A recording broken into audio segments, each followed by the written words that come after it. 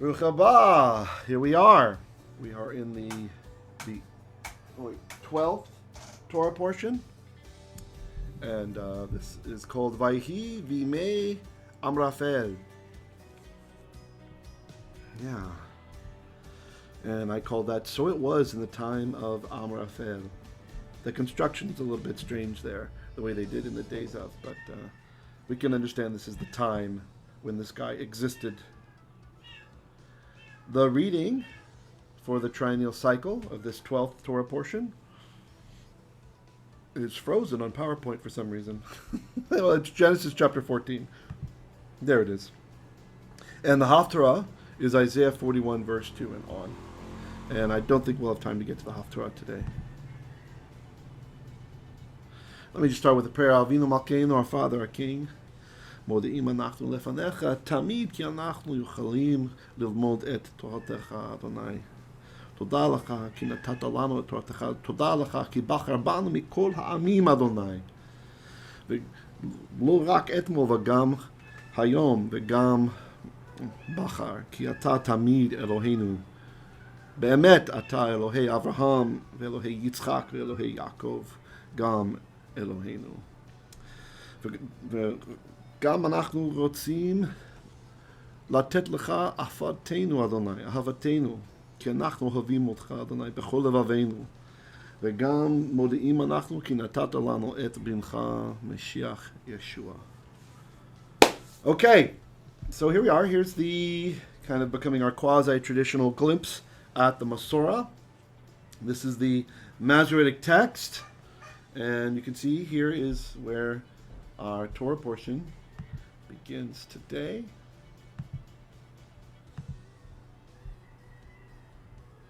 Vayehi biymei Amraphel, melech Shin'ah. Okay, and then we go on and on and on and on. Arioch, king of Elasar, etc., etc., etc. And here we have our little samech marking the sedra, that it's an important sedra, meaning a Torah portion, with the weird sideways comments thing. And interesting. I don't know if Yehoshua is in here right now. Look at this little mark here, the hey with the dot on it. Doesn't that look like a Syriac letter? the kind of elongated hey? Interesting.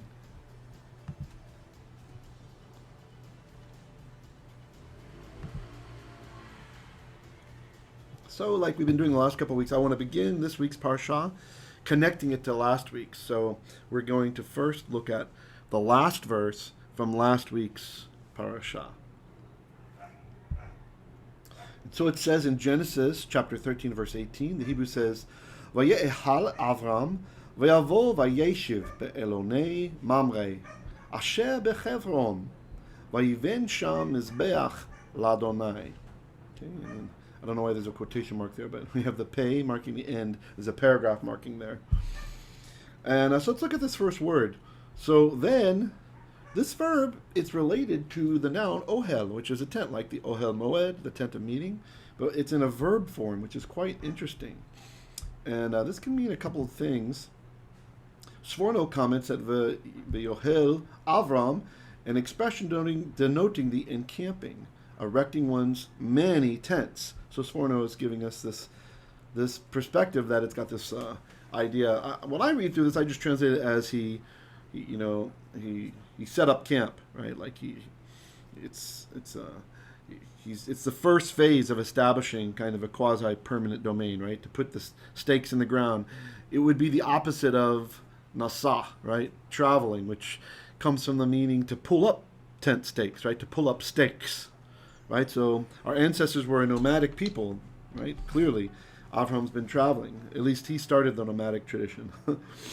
And and I was discussing this last night with Vicky and Dr. De Vera. We were chatting about it after the premiere. And I realized as we were talking about it that you kind of have three words that go together, right? That kind of have a different level of intensity of to live in a place. So, the first one, maybe I'll write it on the screen here.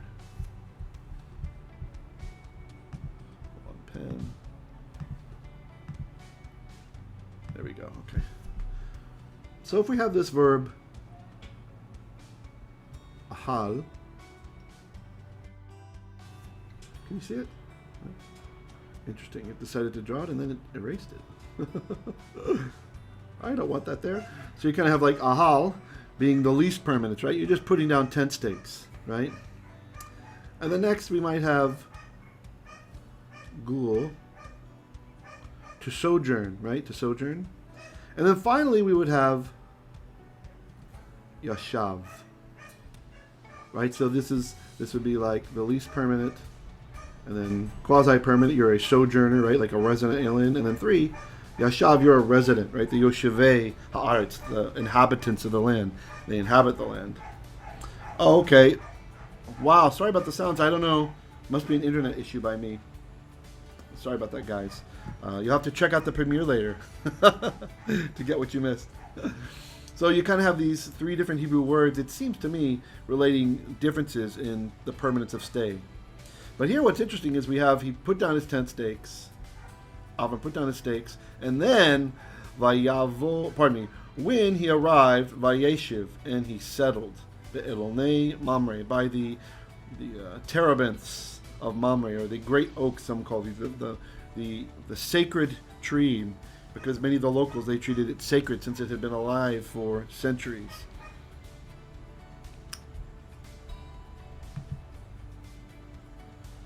So regarding this full phrase here, the ahal Avram vayavo vayeshiv, Avram pitched his tent and arrived and settled. Chizkuni comments that actually we would have expected the Torah to write the following sequence. Vayavo Avram, when Avram arrived, and Avram arrived. Vayehal, careful, someone's microphone is on. Vayeshiv. Then he put down his stakes, right? He put down his tents, his encampments, and dwelled. Okay, or settled, as it's translated here. We learn from the inverted sequence that the meaning of the word vayehal here cannot be the usual meaning, i.e. he pitched his tent. Here it means that he folded his tent. This is quite interesting, Chizkuni's take. There are many words in the Holy Tongue that have 2 different meanings, and this I've been talking to you guys about quite a bit, especially the Hebrew class, depending on the context in which they appear. The second meaning may be the opposite of the usual one, and Chizkuni goes on to give some examples from the Exodus, but I didn't want to bore the daylights out of anyone who's not interested in that, so you can look it up yourself if you like. By the Terebinths of Mamre. So let's look at this. So the modern Jewish scholar Sarna writes that the Terebinths, according to Josephus, a very ancient tree just northwest of Hebron, was famous in Second Temple times. And here's the reference to Josephus' works. Wars of the Jews and Antiquities. And throughout the Middle Ages, the oak of Abraham was held in great veneration and was the subject of popular veneration. So, popular legend. So, Josephus, Sarna's adding on Josephus' comments, saying that there's this tree that seems to have survived even into the Middle Ages. And they made it into kind of like a shrine sort of thing, like remembering Abraham's travels there in the land of Israel. Okay. Mamre, according to Rashi says this is the name of a man. One thing that I like about this, which is very interesting, I think I commented on this in my book, but I'm not sure. The consonantal text here, Mamre, this is this can be a defective spelling of Aramaic memra, right, which is the word, right? Usually we'd have a yod in there after the mem in the Aramaic. So it's kind of interesting too that we have all the foreshadowing that happens with Avram and being the father of many nations, etc. Of course, signaling not only his actual physical descendants, but also those whom would be adopted into Israel through the Messiah, Yeshua, could be quite significant. So there might be some connection there between the name Mamre and Memra, right? The Memra, the Word. That the Word, the Son of God, would be the one who would make it possible for the nations to be grafted in without the tedious 1 to 3 year studying of Torah before the initial graft, right? They could get their citizenship immediately and then the grafting rather than the reverse. Right?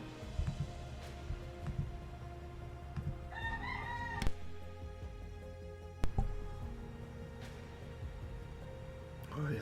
I'm trying to meet my coughs. Neighbors are burning trash again outside. Sorry if I'm coughing too much today. Okay, so Genesis chapter 14, verse 1.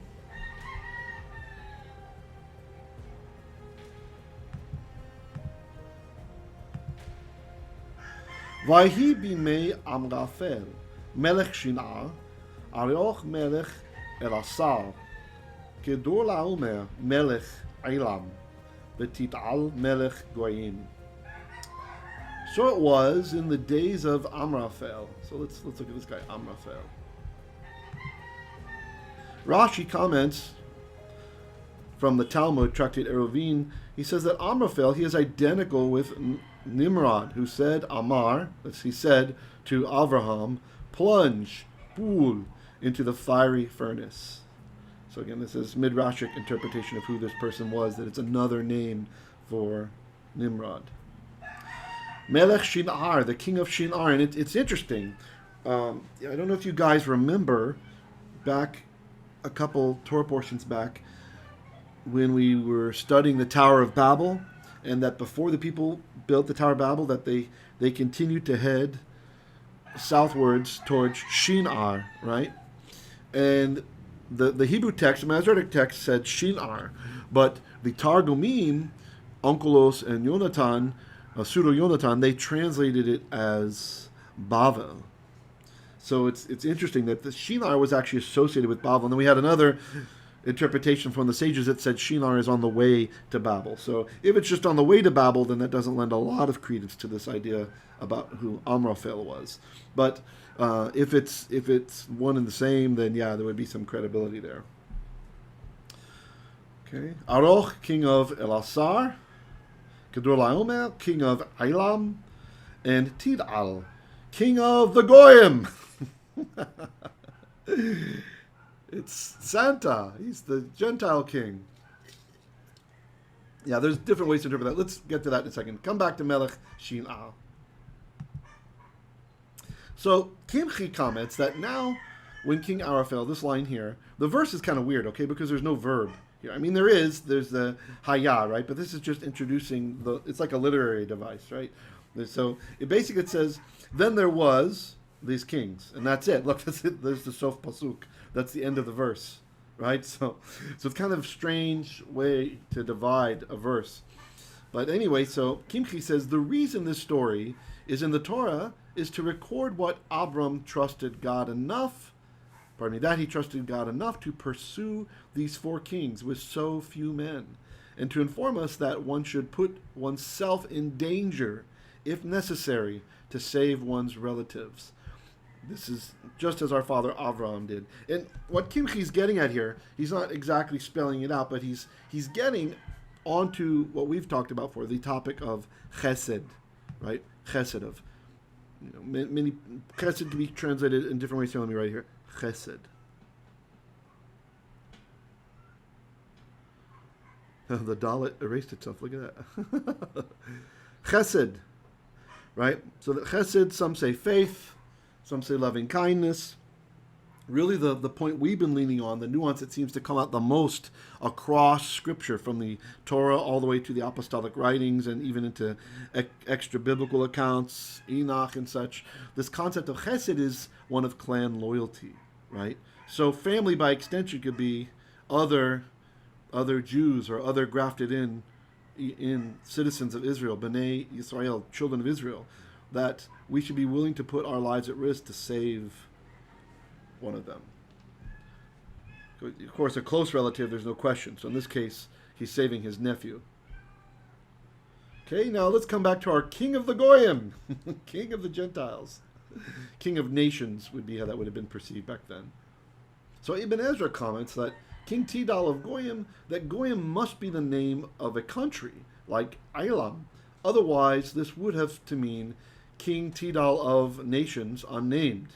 different ones than Shinar and the others named previously. And some of the other commentators, I didn't want to flood the screen with all of them, but some of the other commentators, they do say that this was a confederacy of nations, or some say that these were various people from different ethnic groups that came together, and they told Tid'al to reign over them, right? Like he had done something for them previously. And they said, hey, you reign over us. So that's why instead of being king of a certain region or king of a certain people, he's king of nations, right? That you have these, or king of, this, I didn't check, but this would probably be the ethnos, right? King of the ethnics, right? Something like that.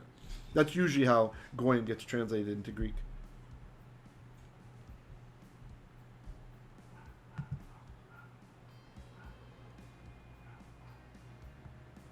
Genesis chapter 14, verse 2.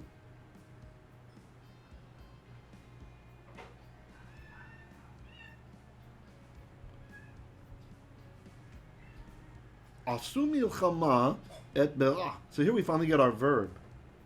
Made war with berah. Melech Sedom, king of Sodom. Let Birsha, king of Birsha. Melech Amorah, king of Gemora. Shinav, melech Adma. So this is Shinav, king of this place called Adma, which is weird, it's like ground or earth. Veshem Ever, and Shem Ever, melech Tzivoim, king of the Tzivoim. Umelech Bela, and King Bela. He, Soar, which this is a region here, we're not given his name, which is Soar, known as Soar. This is the town that Lot flees to later when Sodom and Gomorrah are being destroyed. So let's look at this guy Bera. These guys, we've got some, the Midrash Tanchuma gives us a lot of interesting information about these guys, and Rashi sums it up nicely. So we're going to be quoting Rashi here. So Bera, evil is Ra. Right? Evil towards God and evil towards mankind, according to Midrash Tanchuma Lech Lecha 8, as referenced by Rashi. Okay, what about Birsha? Birsha. Because he rose by means of Rasha, of wickedness. That's why he got the name Birsha. And what about Shinav? Who's this guy? Why is his name what it is? Again, the Midrash tells us he hated Sarna, so you see that in his name? Sarna, his father, Av, in heaven. So, in other words, he hated God. Next is Shem Ever. Shem Ever. He set his wings, Sham Avar, to fly. So, again, we're changing the vowels. Flopping them to rebel against the Holy One. Blessed be he. And finally, Bilah. Belah. What is this region? What's about this place? Belah is the name of the king's city, Belah, but the king's own name is not mentioned here, interestingly. And then to confirm, or at least give another opinion what Rashi's claiming from the Midrash here, I wanted to go ahead and show you how Targum Onqelos translates this verse.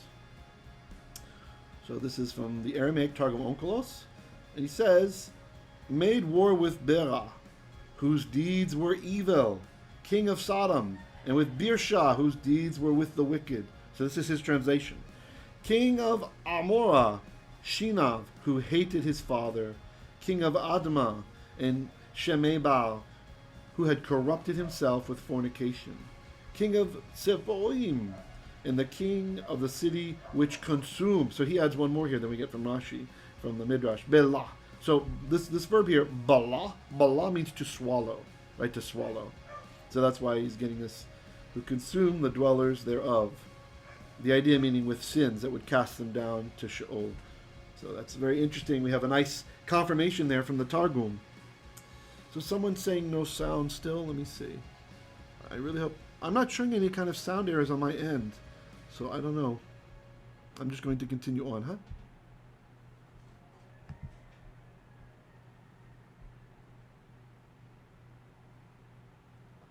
Yeah, Bessie says she has sound. Ted has sound. Yeah, I think it's just okay by you, brother. Oh, sister. Okay, Genesis chapter 14, verse 3.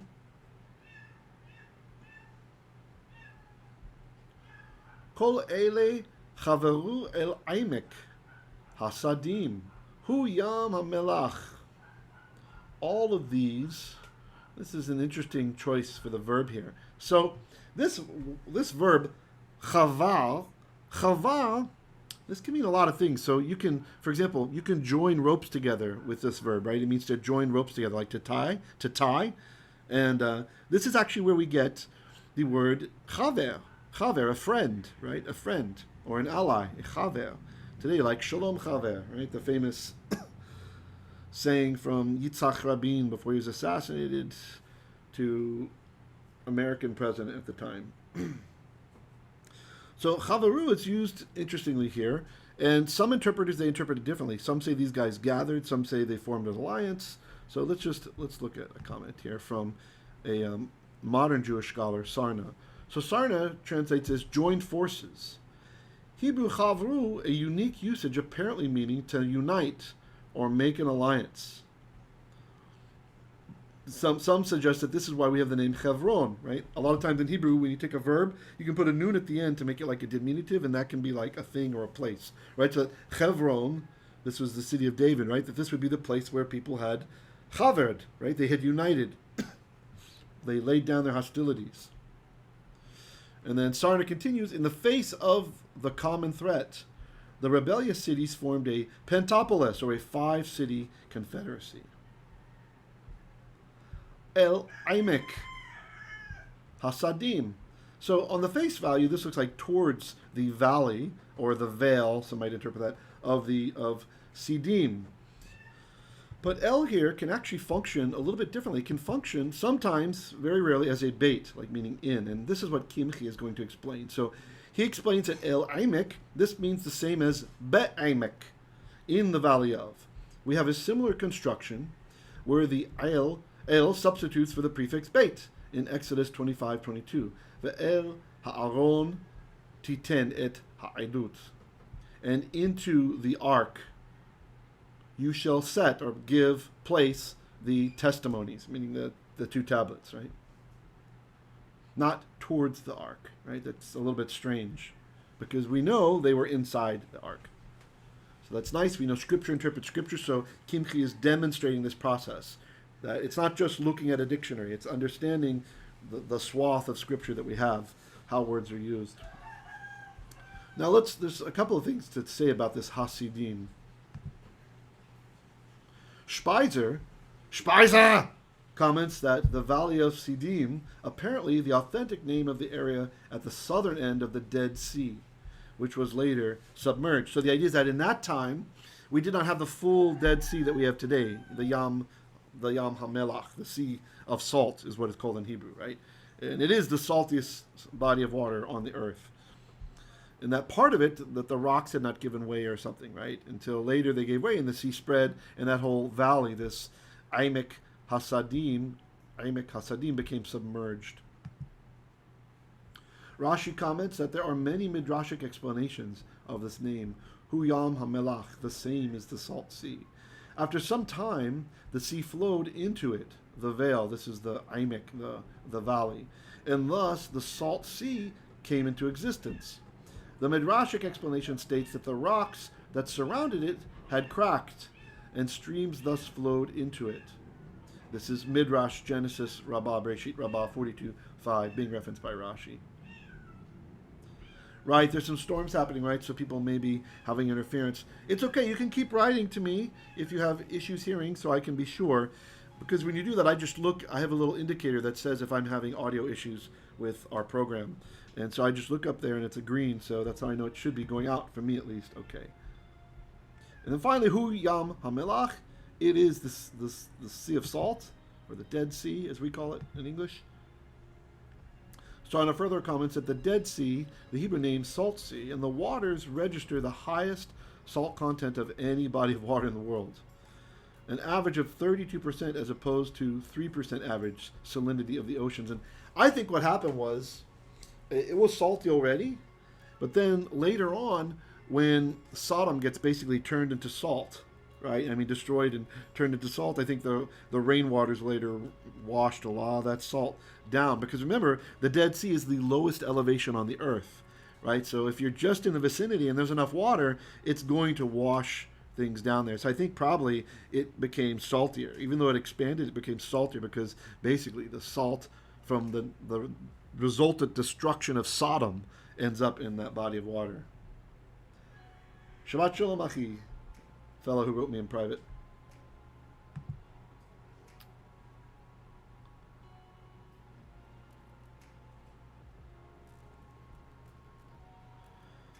Genesis chapter 14, verse 4.